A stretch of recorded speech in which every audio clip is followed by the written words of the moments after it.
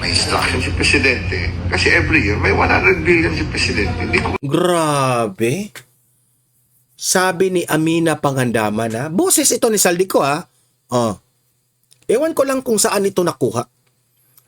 Kasi nag-leak ito ngayon, eh. Kumakalat ito ngayon sa social media, eh. Sabi raw ni Amina Pangandaman, ang kinukuhang pera raw ni BBM di umano, 100 billion per year. Magandang hapon po sa ating lahat dito sa Donmar TV. Medyo matindi po ang ating pag-uusapan ngayon. Alam ko magagalit na naman kayo dito sa ibabalita ko sa inyo. Kasi po, meron pong nag-leak na audio recording. Okay? Meron pong nag-leak na boses ni Zaldico na in-expose niya ang pinaka malaking skandal, sabihin na nating pinakagrabe na korupsyon na nagpapatunay na talagang masabi na natin totoo pala sa paniniwala natin na this is my own opinion. I think totoo pala talaga itong mga sinasabi ng mga 18 ex-Marines na grabe talaga yung paghahatid nila ng maleta. Kasi itong in-expose ngayon na boses ni Zaldico ay grabe. Presidente na talaga ang kanyang tinutukoy dito, which is si Bongbong Marcos. Okay? Abangan ninyo yan. Mamaya ipaparinig ko sa inyo. Okay? Grabe po ito. Ipaparinig ko sa inyo kung gaano kalaki, kung totoo man ito na sinabi ni Zaldico, ewan ko lang, kasi kumakalat ito ngayon sa social media, itong boses ni Zaldico na nag-leak, na in-expose niya gaano kalaki ang ninakaw ni Bongbong Marcos kada taon na pera. Mamaya, ipaparinig ko sa inyo. At pag-usapan rin natin itong si Vice President Inday Sara Duterte na ipapakita ko sa inyo na meron pong isang video kay VP Sara kung saan hindi ito kaya ng ibang mga government officials. Okay? Hindi po kaya to the point na si VP Sara pinupuntahan po ang ating mga mamamayang Pilipino kahit saan. Kahit bukid pa yan, kahit yung kanilang daanan ay medyo parang itong video na ipapakita ko sa inyo wala ngang insaktong daan eh. Wala nang, 'di ba? Tingnan niyo sa bukid, yung mga daanan doon sa bukid, 'di ba? Hindi na po asphalted road o hindi na po sementado yung mga daan doon, pero pinupuntahan pa rin ni VP Sara kahit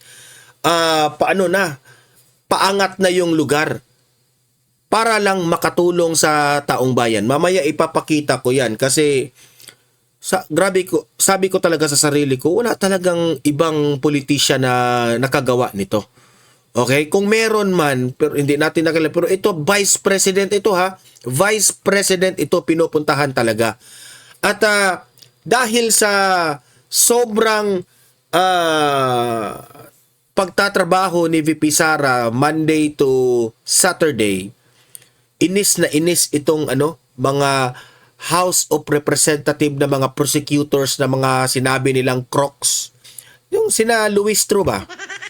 At yung mga atat na maging ma-impeach ito si VP Sara. Kasi merong video kay Vice President Inday Sara Duterte kung saan nagbibidyoke si VP Sara kumakanta. Para bang meron sigurong in-invite siguro siya ng isang birthday na kanyang kaibigan tapos kumakanta si VP Sara. Parang sinabi doon ng mga supporters ni VP Sara na ayan kayo, stress na sila Dilima at si Luis Tro sa impeachment na paparating kay VP Sara. stress na sila kung papaano nila i-impeach si BP Sara. Pero si BP Sara, pakanta-kanta lang. Pakanta-kanta lang. Mamaya, ipapakita ko yung video na yan, okay? At ito, si Win Gatchalian, trending na trending itong si Win Gatchalian. Ipapakita ko itong latest na mensahe ni Win Gatchalian kasi sabi ng mga taong bayan, itong si Senator Win, pumoporma na ngayon. Okay? Pumoporma na kasi kapag raw si VP Sara ay ma-impeach, malaki raw ang chance na siya yung papalit bilang Vice President. Ay, nako. Sa tingin ko naman, pumoporma na eh. Yung mensahe niya, medyo may kasablayan yung kanyang mensahe. Mamaya ipaparinig ko sa inyo. At last but not the least ay ipaparinig ko sa inyo itong attorney ni Vice President Inday Sara Duterte na si Attorney Poa. Okay? Ito yung isa sa mga defense team ni VP Sara sa kanyang impeachment trial. Ay in-interview po sa Billionario News, no? At dito po natin malalaman ang mga strategy ng defense team ni VP Sara kung papaano nila gagawin itong pagdepensa sa impeachment trial. Okay? So, yun po ang mga pag-uusapan natin ngayong madali lang ito ha. Pero maraming laman ang ating balita ngayon. Paki-like muna at saka paki-share sa mga nanonood ngayon ha, para makatulong tayo na aabot itong mensahe natin sa taong bayan. At sa mga hindi pa nakasubscribe dito, importante talagang pindutin nyo yung subscribe button kasi walang bayad yan. Okay? Updated pa kayo dito sa ating mga maiinit, trending, exclusive na ating mga balita natin. Okay? So ito, as promised sa inyo, no, babati muna ako sa mga nagpapa-shoutout dito sa laging mga nanonood dito sa ating programa. Edito Jamila, ayan, watching from Maui, Duero, Bohol. Ganahan ko sa imong programa, sir. Ayan, maraming salamat Edito, no, sa nagugustuhan nyo yung araw-araw natin na balita. Okay? Thank you very much. Mabuhay ka. Felie Bia, ayan, watching you from Las Vegas. More power to you, Don Mar. Ayan, maraming nanonood dito ng mga OFW sa, alam na naman, itong vlog natin ay hindi naman ito parang binabalita lang natin yung katotohanan kung sino yung mga politicians na dapat nating banatan, kung sino yung mga politicians na dapat nating purihin. Okay? Thank you sa inyo ha, sa mga OFWs. Las Vegas, ayan, shout out sa mga kababayan natin dyan. Rosalinda Galabo, hello Sir Don Mar TV, pa-shout out ako from Taguig City. Ayan, shout out sa mga kababayan natin sa Taguig. Ma'am Rosalinda, thank you po, mabuhay po kayo. Miss Salve, maybe you mean crickets. Kuliglig. Ayan. Kasi hindi ko sa Bisaya kasi gangis yun eh. Nagtatanong ako sa vlog ko. Ano pala yun? Kuliglig pala yun sa Tagalog, yung gangis. Ayan. Thank you, Miss Salve. Julia Sugiyama, yung ating suki dito. Good afternoon po, Sir Don Mar TV. Good afternoon rin sa iyo, Ma'am Julia. Thank you. Ito, panoorin natin ha. Itong isang video na tuwang-tuwa po itong mga kababayan natin sa bukid na mga taong bayan. Kasi binisita sila ni VP Sara kahit gaano ka hirap ang kanilang daanan pero pinuntahan pa rin sila ni VP Sara. Ito po no, grabe magtrabaho itong si VP Sara. Halos 24 hours. Pero ayan no, pinuntahan talaga ito. Panoorin nyo. Tingnan nyo. Bukid na yan. VP Sara! VP Sara! VP Sara! Grabe. VP! Nag-VP! Napansin nyo yung lugar? Walang insaktong daanan yan, pero pinuntahan talaga niya. Hindi kaya ito ni BBM ha. Hindi ito kaya ni Hontiveros ha. VP Sara! VP Sara!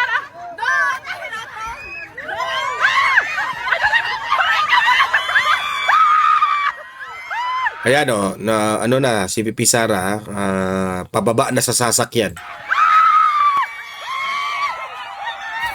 Ayan, grabe, ang swerte ninyo ha. Di ko lang alam kung anong saang lugar ito pero nag-trending ito sa social media ngayon.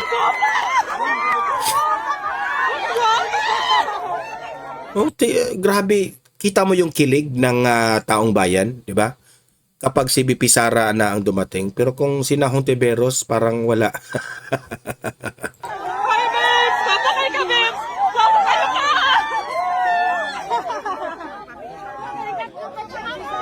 Babes, Duterte may diri! Duterte! Duterte! Ayan, no, nakipagpicturan pa sa taong bayan kasi meron silang dala-dala na welcome VP Sara. Ayan, napapicture, game na game. Grabe, ang saya-saya nila. Babes, papakay ka! Sa amo din daghang kayong salamat. Ayan, nagpapasalamat si VP Sara ha. Oh. Duterte!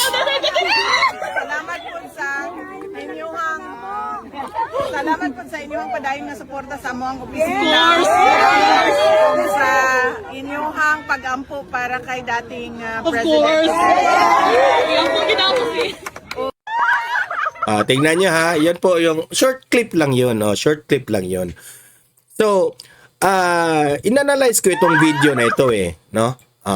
Sabi ko sa sarili ko, walang kaartihan itong si VP Sara. Kahit gaano ka, tawag dyan, gaano kalayo, no? Pinupuntahan, okay? Ibig sabihin, mahirap itong ganitong trabaho. Yung talagang, i-check mo yung mga pangangailangan doon sa bukid, no? Kasi bihira lang talaga pupuntahan yan ng mga politicians, yung mga bukid na lugar. Okay? So si VP Sara, sa tingin ko, sabi niya, puntahan natin itong mga lugar na ganito. Kasi wala nang ibang politician na gagawa nito kung hindi tayo. Kasi gusto niyang malaman kung ano yung sitwasyon Duda ako nagdududa ako rito. Ang gusto po ni VP Sara dito, malaman niya kung ano yung sitwasyon, ano yung mga pangangailangan dyan sa lugar na yan. Para malaman natin kung anong gagawin niya at ma-prepare niya para pagbalik dyan, meron ng tulong. Okay? Marami dito sa bansang Pilipinas na merong mga lugar na nangangailangan ng tulong. Pero hindi doon umaabot ang tulong ng gobyerno kasi nga, alam nyo naman, yung ibang mga politicians dyan, papogi lang, no? Mga corrupt, nagnanakaw lang ng pera ng bayan, hindi naman tumutulong doon sa mga bukid na kagayang ganyan, no? So, ganito, no? At least si VP Sara, Vice President pa lang siya, alam niya na ang sitwasyon ng buong Pilipinas kasi umiikot ito alam niya na. Pagdating ng 2028 na maging presidente na ito, at least alam niya kung ano yung gagawin niya. Hindi kagaya ni Bangag dyan na wala. Nagpapakita siya na tingnan nyo si BBM. Ano pinupuntahan ni BBM? Cebu City, mga syudad lang. Kita mo ba si BBM pumupunta dyan sa mga bukid-bukid na yan? Wala. Kung New York, ayan, yung mga Russia, yung mga kung saang-saang mga lugar, China, or kung ano mga invited siya, yung mga sosyalang lugar, doon siya. Pero ganito, ang arti-arti ng pamilyang niyan. So, si VP Sara, kitang-kita natin na Monday to Saturday nagtatrabaho. Yan, alam naman natin Sunday. Sunday is family day. Kaya may video po na kumakalat sa social media na itong si Vice President Inday Sara Duterte ay kumakanta lang. Pakanta-kanta lang si VP Sara. Pero yung mga kalaban niya sa gustong ma-impeach siya, inis na, stress na sila. Pero kinantahan lang ni BP Sara.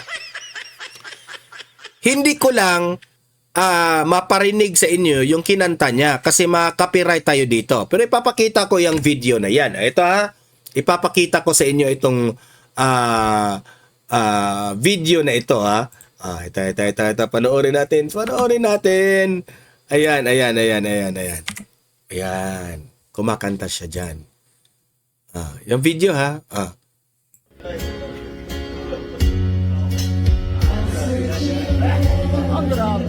Dalawa sila niyang kung nagsabay silang kumanta. Ayan.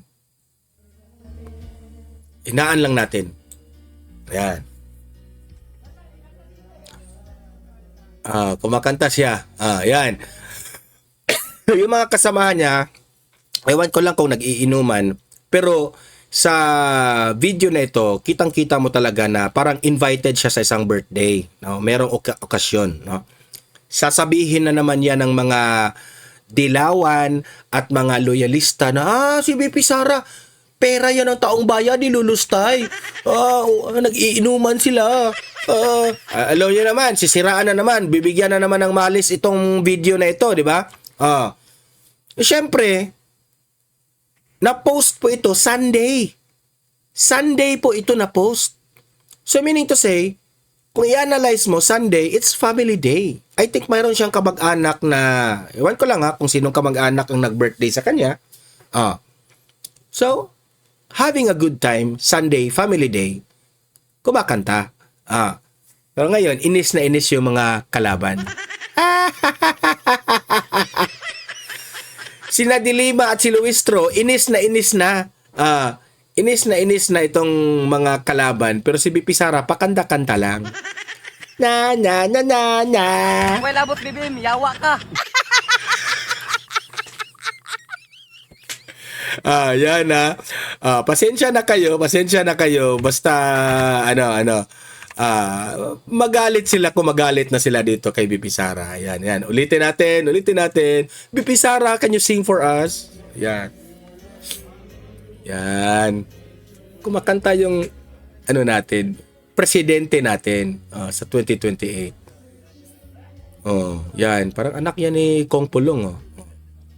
Diba? Ayan yung, pareha kami ng Tumblr, ni BP Sara, yan yung Tumblr niya. Sa mga gustong bumili nito, ililink ko yung kung saan namin nabili ito, no? Pareho kami kay BP Sara. Bumili talaga ako dito kasi alam ko ginamit ito ni BP Sara. Sa mga nanonood ngayon, kung gusto nyong bumili dito, ilagay ko sa link yung gustong bibili nito, okay? Yan. Ayan. Pareha kami ng Tumblr. So, ayan kitang-kita nyo naman, Ito.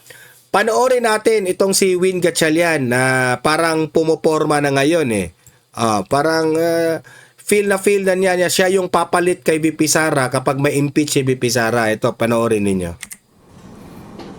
Magandang araw sa ating lahat. Bilang inyong Senate President, tungkulin kong mapanatili ang katatagan ng institusyon at matiyak ang kaligtasan ng lahat.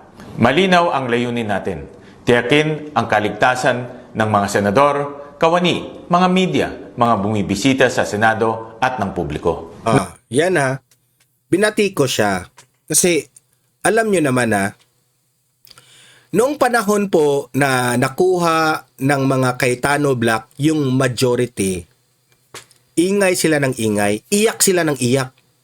Kasi nakuha nila yung majority sa Cayetano Black. Ngayon, na naibalik na nakuha na naman nila. Kasi alam niyo naman, yung mga bangag 11 dyan, di ba? Yung silang dating minority na ngayon ay majority na. Nang nakuha na nila yung majority, kasi bumaliktad yung dalawa si Chis Escudero at si Joel Villanueva. Walang problema sila ni Marcoleta.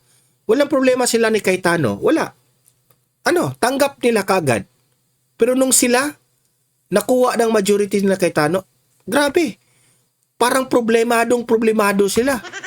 Nanggugulo. Pero ngayon, sila Marcoleta, sina Provin Padilla, wala. Tanggap nila. Ganun, kasimple. So sino ngayon ang nanggugulo? Di itong mga bangag 11, mga senador ni Marcos. Ay nako.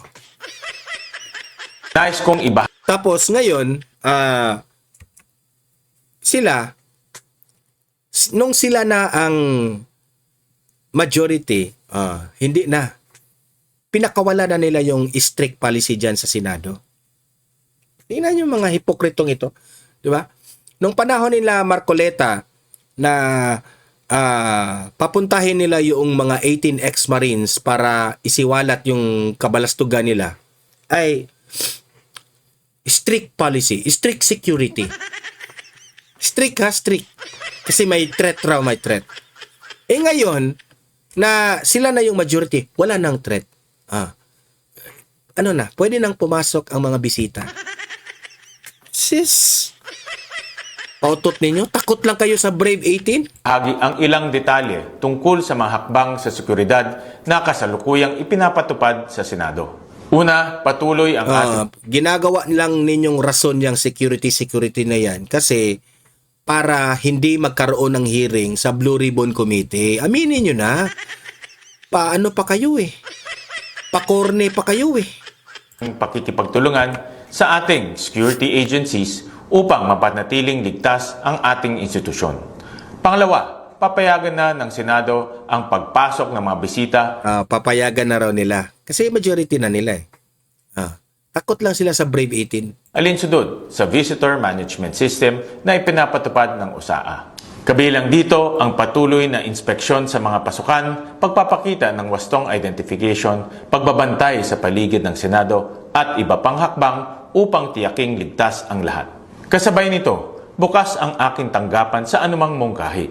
Makikinig tayo at sisikaping matugunan ang mga ito habang tinitiyak ang tamang balanse sa pagitan ng seguridad at accessibility. Maraming salamat po. Kasi usap-usapan ngayon siya raw yung papalit kay VP Sara kapag si VP Sara ay ma-impeach. Or mag-a-appoint si Bongbong Marcos. Ganun raw yan, no? Sa ating sistema, no? Na ang presidente po ang pipili kung sino yung magiging vice president kapag ma-impeach si Inday Sara. Pipili siya sa House of Representatives or yung Senado. Pipili lang siya kung sino man ang magiging Senate President o itong House Speaker. Di ba? Pumoporma ng gago. Manggagamit rin ito Kasi ito balimbing ito Nakita nyo yung video nito? Inendorso pa ito ni VP Sara noon. Inendorso pa ito. Wala itong utang na loob itong taong to. Huwag nyo nang iboto itong mongoloid na ito. Ito. Tapos na tayo dyan. Kay Win Gatchalian. Heto na yung ipaparinig ko sa inyo. Patungkol po dito kay Zaldico. Na meron pong nag-leak na audio, boses ni Zaldico. Okay? Ito, pakinggan ninyo ng maigi kung ano yung sinabi. Okay? Kasi nabanggit niya yung presidente ng Pilipinas, si Adrian Bersamin at itong si Amina Pangandaman, itong mga sekretary ni BBM. Pakinggan ninyo. So, alam naman kay Adrian kasi sinabi nga sa akin ni Adrian at ni Nina na may instruction si Presidente. Kasi every year, may 100 billion si Presidente. Hindi ko Grabe. Sabi ni Amina Pangandaman boses ito ni Zaldico Ewan ko lang kung saan ito nakuha. Kasi nag-leak ito ngayon Kumakalat ito ngayon sa social media Sabi raw ni Amina Pangandaman, ang kinukuhang pera raw ni BBM di umano, 100 billion per year. Grabe ka, BBM. BBM, sagutin mo ito, BBM. Totoo ba? Binubulsa mo ang 100 billion per year? Sagutin mo ito, BBM. Sagutin mo ito. Hindi ko muna papangunahan na kung totoo itong sinabi ni Zaldico Na dapat may nakahanda na 100 billion per year. Kaya pala ubos na ang pera ng bansang ito. Ha? Wow! Nasasabi yun eh. Every year. Pati 2026 may 100 billion. Oh, pati 2026 may 100 billion. Ako ha, I hope na itong boses na ito, AI ito. I hope AI ito. I hope AI. Sana masagot ito ng ano, di ko lang alam ha, kung ito ba yung dating sinabi ni Zaldico doon sa video niya, na in-splice lang, okay? Kung ito ba yun. Kasi boses talaga ni Zaldico eh. Kasi kung AI, parang ano yung AI na boses eh, parang, ano tawag dyan? Parang mag-e-echo eh. Merong ibang ano, pero ito talaga parang Zaldico talaga eh. Kaya nga, loko-loko nga eh. Tapos alam mo ba sinubmit niya? Lahat flood control yung 2025. Sabi ko, wag naman buong flood control. I think it's not AI kasi while parang telepono eh. Parang winartap siguro ito. May may nagsasalita sa background, 'di ba? May nagsasalita sa background. Portion, kaya binalitan ni Adrian yung listahan. Ayan ha. Ngayon, hindi malinaw yung sinabi, 'di ba? Kasi mabilis ang pagkakasabi ni Zaldico. Ngayon, iisahin natin, i-pause natin ha para maunawaan ninyo kung ano talaga yung laman ng sinabi ni Zaldico. Ito ha, step by step natin ha. So, alangan naman kay Adrian lang. Alangan naman kay Adrian lang, yun. Okay, alangan naman kay Adrian lang yun. Ang pinatutungkulan niya si Adrian Bersamin. Utos yun. Kasi sinabi May utos yun. Kasi sinabi nga nga sa akin ni sa akin ni Adrian. So sinabihan ni Adrian si Zaldico. Okay, ano sinabi ni Adrian kay Zaldico? Adrian, tsaka ni Min. Sa Mina Pangandaman. So ang nagsabi sa kanya si Adrian Bersamin at itong si Amina Pangandaman. Mga sekretaris ito ni BBM. Sinabihan si Zaldico. Si Zaldico at that time, congressman pa sa House of Representatives. Okay? Ano natin? I-understand natin. Na may instruction. May instruction na may instruction si Presidente. Wala kang iba, si BBM yan. Ha? Anong instruction ni BBM? May instruction si Presidente. Anong instruction ni BBM? Sige nga. Si Presidente, kasi every year, Ang instruction ni Presidente, kasi every year, ayan o, kasi may caption eh. Kasi every year, anong sinabi? Anong mangyari kapag taon-taon? may 100 billion si May 100 billion. Kasi every year, may 100 billion. Presidente. Si Presidente. Grabe no?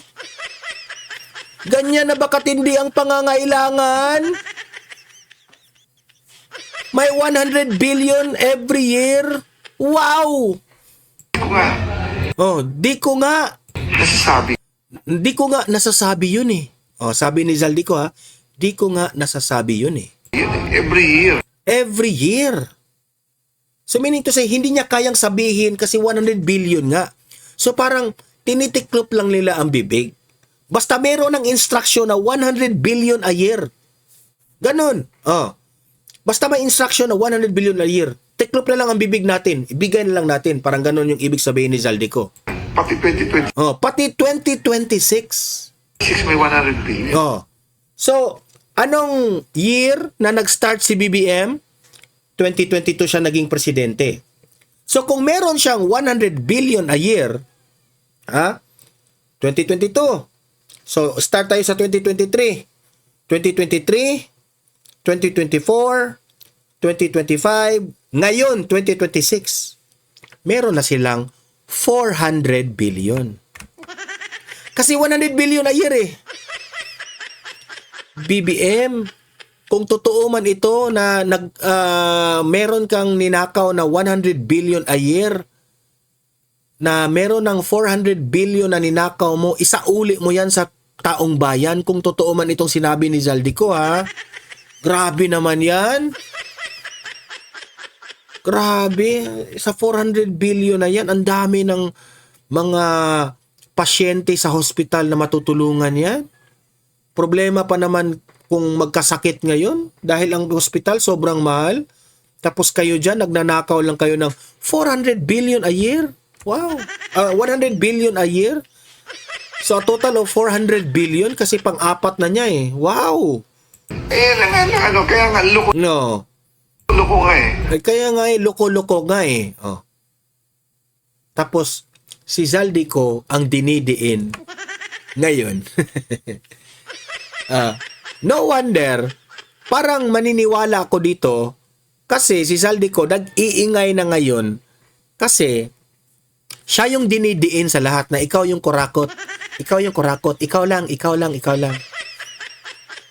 Di syempre si Zaldico, sasabihin talaga niya kung ano mangyayari. Oh, kayo nang humusga taong bayan ha. Oh, may iba't iba tayong paniniwala. Ako, meron din kayo. Basta ako, inilabas natin itong boses na ito, recording na ito, para kayo na ang mag-judge kung totoo ito o hindi. Okay?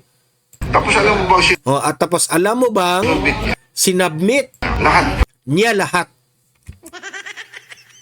Tapos alam niyo bang sinabit niya lahat? Si Zaldico ang nagsabi niya na sinabit niya lahat. Flood control. Ang flood control.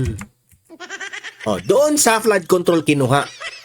Sa madaling salita, itong 100 billion per year na ito, sa flood control kinuha. Yung 2025. Yung 2025. Yung 2025 na 100 billion sa flood control raw kinuha. So yung 2023, 2024, 2025, 2025, tatlo, saan yun kinuha? Kung sa ano-anong mga budget yun. Hindi natin alam, ha?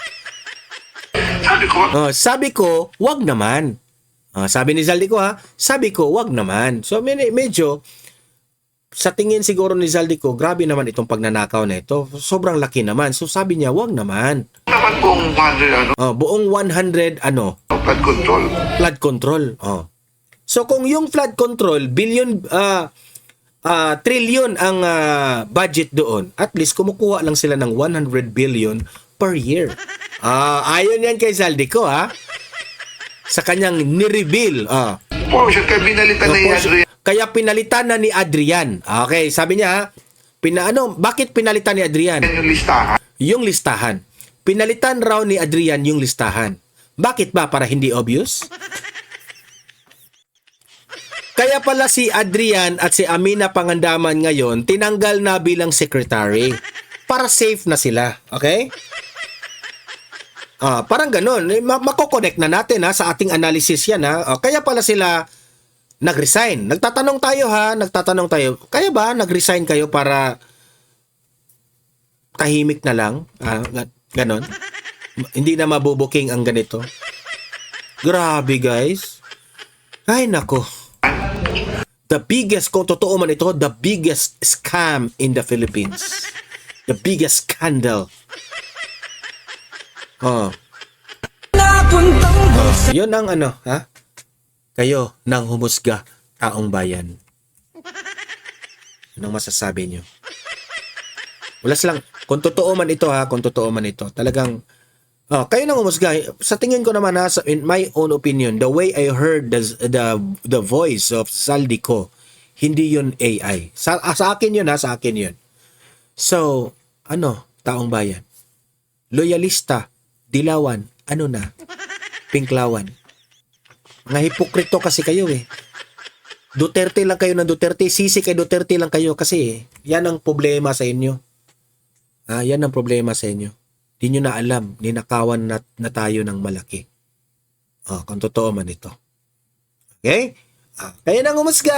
Basta ako, nagre-react lang tayo sa mga shinare ng social media. Okay? Kung sasabihin nilang fake news ito, okay, fake news ito, bahala na kayo mag-analyze, basta tayo, may iba-iba tayong reaction. Okay? Yan.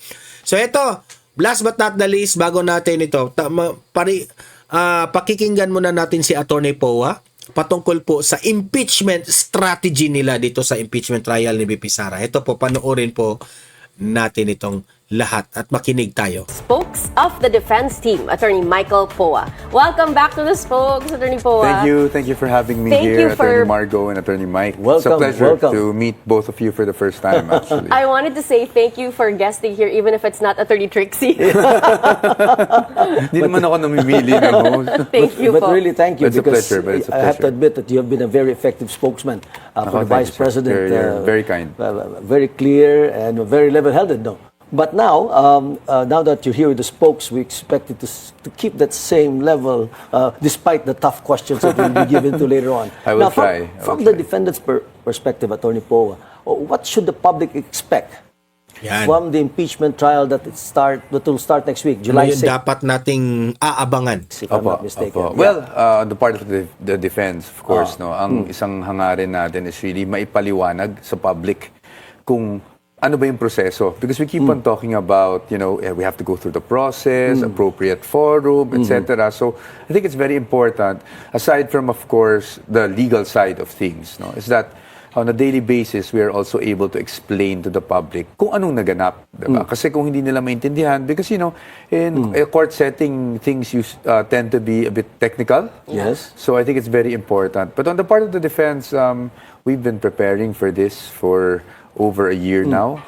In fact, diba, may naunang impeachment complaints last year. Yes. And we were ready to go to trial then.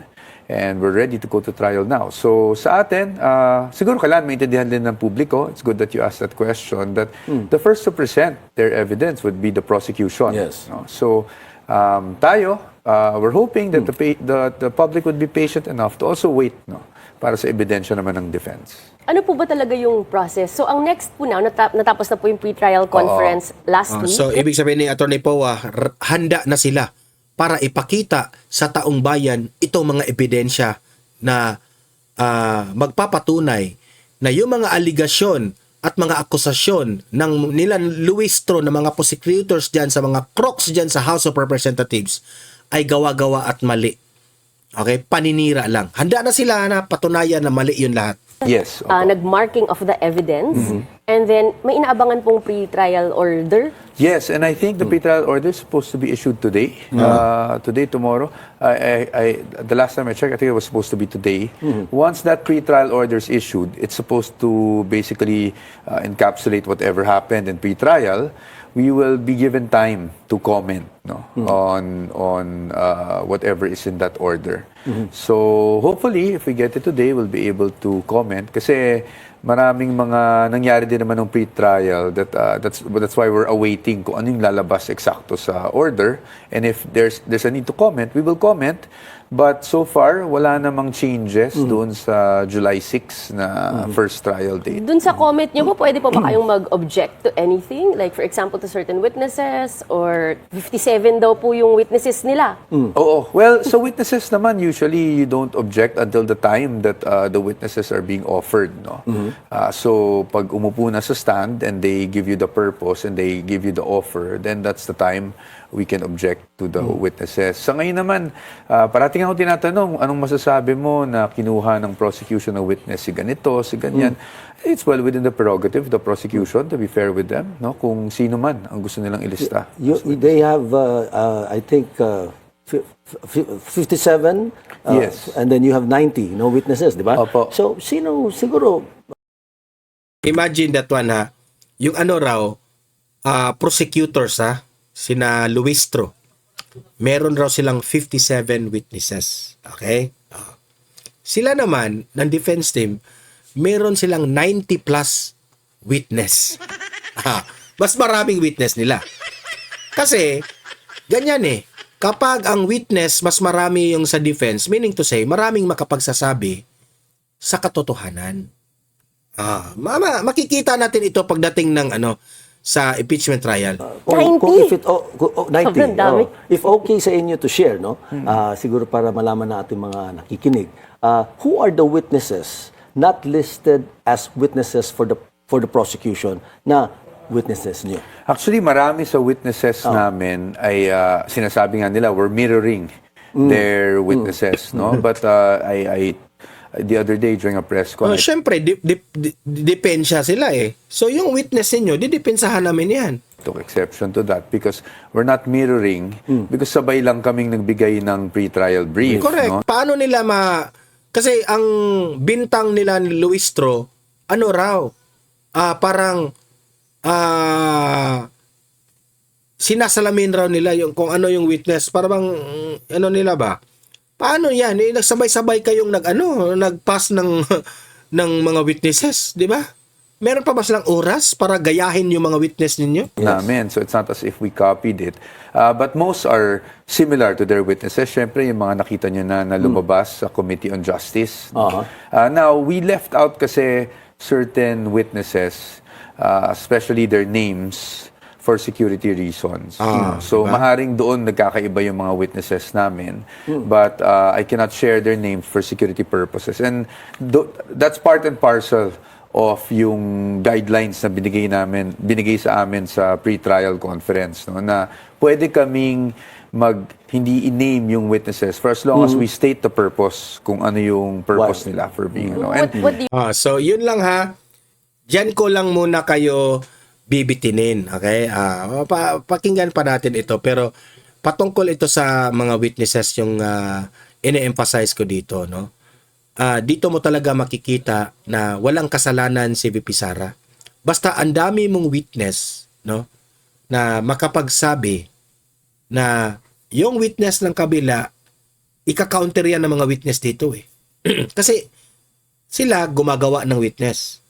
Dito naman, kung ano yung sasabihin dito sa kabila, itong mga nag-aakusa, sasabihin yan, hindi, mali yan. Kasi ganito ang nangyari, ganyan. Di ba? So ako, I'm very hopeful and very, anong tawag doon? Kalimutan ko yung word eh. I am very optimistic, no? Na talagang hindi mai-impeach itong si VP Sara. Okay? Hindi talaga mai-impeach ito. At alam naman natin, ang hirap makuha yung 2/3 of the all members of the Senate. Ayan, di ba? Okay guys, ano na lang, like and share na lang sa mga nanonood ngayon. At comment kayo. Basahin natin yan, yung inyong opinion sa comment section, okay? Sa mga hindi pa nakasubscribe, subscribe na po kayo. See you in my next video. Have a great day, have a great night. God bless po sa ating lahat. Mabuhay ang Pilipinas and God save the Philippines. Bye-bye!